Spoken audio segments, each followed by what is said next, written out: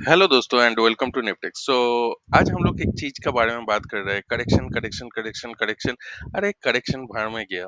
ठीक है, अगर आप इन्वेस्टर हो, in that case you should not worry, you should not worry much. And आपको ये पॉइंट को as a accumulation phase use करना चाहिए, क्योंकि आपको मैं कुछ कुछ पॉइंट दिखाना चाहता हूँ। देखो, रियलिटी इज दैट चाहे सारे बैड न्यूज, चारों तरफ बैड न्यूज चल रहा है ना, ये बैड न्यूज चलने दो।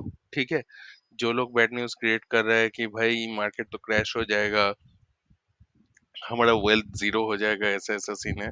ठीक है, अब एक चीज समझ लो, यहाँ पे देखो 2020 का पहले तक, ठीक है, इंडिया का जो सिचुएशन था उसका रिस्पेक्ट में आप इंडिया का स्ट्रक्चरल चेंज हुआ है।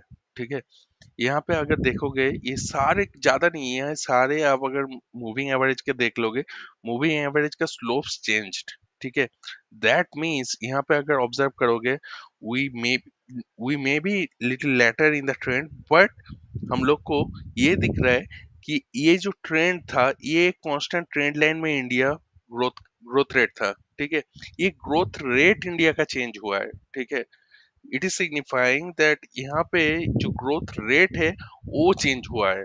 और ये होने का बाद क्या होता है आपको देखना है। ठीक है, जब भी कोई स्टॉक में ऐसा होता है तो क्या होता है देखना है। देखो, इंडिया में इसका पहले कब ऐसा ग्रोथ रेट चेंज हुआ आपको, ये चीज। ठीक है, ये एक ग्रोथ रेट का साइन था, ये वाला स्ट्रेट लाइन, इसको जब ब्रेक करके ऐसे ऊपर चला गया वो, ठीक है, तो ये जो स्लोप था ये स्लोप को मेंटेन नहीं करा। ठीक है, समर यहाँ पे, इसका बाद भी वो 50% अराउंड 100% राइज किया किया ना। ठीक है, और भी आपको दिखाता हूँ, ये तो कुछ भी नहीं है। ठीक है, आपको दिखाता हूँ मैं, रिलायंस में चलते हैं, चलो हम लोग रिलायंस में चलते हैं। जब भी ऐसा ये होता है, देखो Reliance from the very beginning ये वाला ट्रेंड लाइन को फॉलो कर रहा था। जब भी इसका ब्रेकआउट हुआ, ठीक है, उसके बाद रिलायंस कहाँ चलेगा। ठीक है, आप बोलोगे हाँ ये डाउन ट्रेंडिंग था। ठीक है, लेकिन पॉइंट ये है कि इसका ब्रेकआउट तो हुआ ना, आपको ज्यादा दूर जाने की जरूरत नहीं है। अब देख लो टीसीएस का शेयर देख लो, जब भी ऐसा ब्लास्ट होता है तो क्या होता है। हिस्ट्री को देखो, चीजों को समझने का कोशिश करो, ऐसा नहीं कि ठीक है सब कुछ इतना कॉम्प्लेक्स है। अब अगर ये लेवल तक देखोगे अराउंड 2014-15, ठीक है, TCS was maintaining a constant growth rate यहाँ पे। ठीक है, इसका बाद क्या हुआ, ये जो कांस्टेंट ग्रोथ रेट था इसको ब्लास्ट करने के बाद टीसीएस ऊपर की तरफ घूम गया। और एक दिखाता हूँ, विप्रो। विप्रो में चलते हैं हम लोग।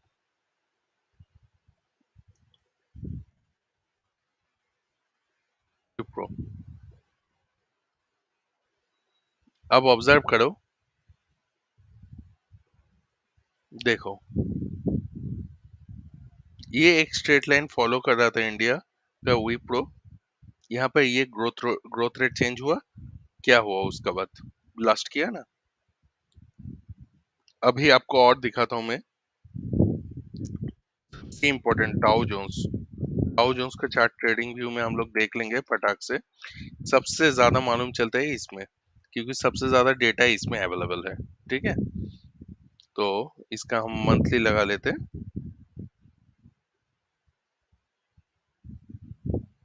तो ये ग्रोथ रेट जब चेंज होता है ना, उतना आसानी से वो स्टॉप नहीं होता, वो नया नया हाई बनाते ही जाता है, न्यू न्यू हाई।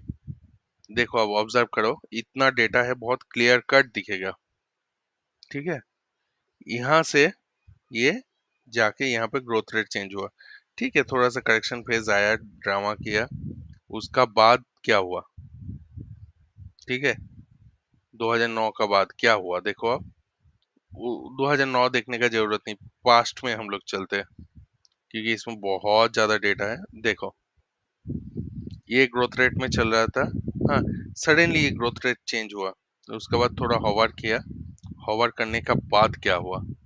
तो पॉइंट ये है, जब ऐसा ग्रोथ रेट चेंज होता है ना दोस्तों, कोई भी कंट्री का, तो उसमें मतलब चार चांद लग जाता है।